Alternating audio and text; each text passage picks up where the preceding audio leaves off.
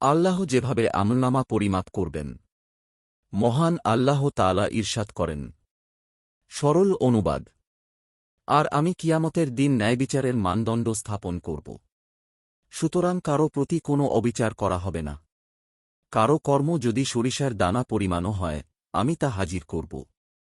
আর হিসাব গ্রহণকারী হিসেবে আমিই যথেষ্ট। সূরা আম্বিয়া আয়াত ৪৭। সংক্ষিপ্ত ব্যাখ্যা। এখানে শব্দটি শব্দের বহুবচন। অর্থ ওজনের যন্ত্র বা দাঁড়িপাল্লা। এখন প্রশ্ন হল, দাঁড়িপাল্লা কি একটি হবে নাকি একাধিক হবে? কোনো তাফসিরবিদ বলেন, আমলের শ্রেণী অনুযায়ী আমল ওজন করার জন্য অনেকগুলো দাঁড়িপাল্লা স্থাপন করা হবে। প্রত্যেকের জন্য ভিন্ন ভিন্ন দাঁড়িপাল্লা হবে। আবার এটাও হতে পারে যে একই দাঁড়িপাল্লাকে বহুবচন হিসেবে উপস্থাপন করা হয়েছে। তাফসিরে কুরতুবী। কিন্তু অধিকাংশ তাফসিরবিদদের মতে দাঁড়িপাল্লা একটিই হবে, যার থাকবে দুটি পাল্লা। যে দুটি পাল্লা সবাই দেখতে পাবে, অনুভব করতে পারবে।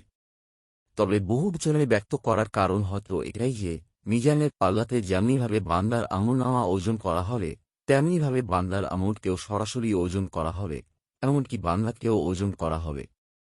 সে হিসেবে বহুবচন ব্যবহার করা হয়েছে। শারহুত তাহাবিজ্জাহ, তাফসিরে জাকারিয়া। মানুষের আমল ও কর্মসমূহ অতীন্দ্রিয়, তা ইন্দ্রিয়গ্রাহ্য অনুভূত নয়, তার বাহ্যিক কোনো রূপ বা অস্তিত্ব নেই, তাহলে তার ওজন কিভাবে সম্ভব? আধুনিক যুগে এই প্রশ্নের কোনো গুরুত্ব নেই, যেহেতু বর্তমানে বৈজ্ঞানিক আবিষ্কার এ প্রশ্নের উত্তর সহজ করে দিয়েছে। বর্তমানে বৈজ্ঞানিক যন্ত্রের সাহায্যে নিরাকার তথা ওজনহীন বস্তুও ওজন করা যাচ্ছে। যখন মানুষের দ্বারা এটা সম্ভব, তখন মহান আল্লাহর জন্য আকারহীন বা ওজনহীন অশরীরী জিনিসকে ওজন করা কেমন করে কঠিন হতে পারে? তাঁর মহিমা হল তিনি সর্ববিষয়ে সর্বশক্তিমান। এছাড়া এটাও হতে পারে যে, ন্যায়বিচার করতে, মানুষকে দেখানোর জন্য তিনি নিরাকার বস্তুকে সাকার বানাবেন এবং তা ওজন করবেন। যেমন সহিহ হাদিসে কিছু কর্মের সাকার হওয়ার প্রমাণ পাওয়া যায়। কিয়ামতের দিন কোরআন এক ফ্যাকাশে বর্ণের শীর্ণ পুরুষের বেশে কোরআন তেলাওয়াতকারীর সামনে উপস্থিত হবে। সে জিজ্ঞেস করবে, তুমি কে? সে বলবে, আমি কোরআন, যা তুমি রাত্রি জাগরণ করে পাঠ করতে ও দিনে পিপাসার্ত অবস্থায় পাঠ করতে। মুসনাদে আহমাদ, হাদিস নম্বর ৩৫২, তাফসিরে আহসানুল বায়ান। শিক্ষা ও বিধান। কিয়ামতের দিন আল্লাহ নিখুঁত বিচার ব্যবস্থা প্রতিষ্ঠিত করবেন। আর বিচার হবে সম্পূর্ণ নিরপেক্ষ, নির্ভুল ও সুবিচারপূর্ণ, যেখানে কোনো পক্ষপাত থাকবে না।